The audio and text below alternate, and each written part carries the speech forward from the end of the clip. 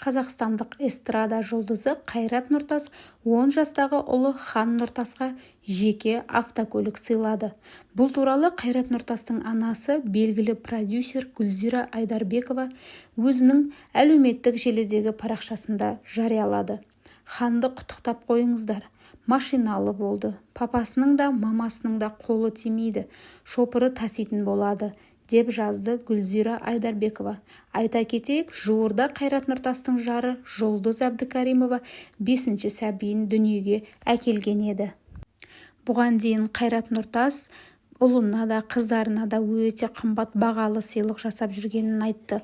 Ал Хан дәл қазір 18 жасқа толмағандықтан, көлікті өзі басқара алмағандықтан шопыр жалдайды, және де 18 жасқа толғанда Ханның өзі машинаны айдайтын болады дейді.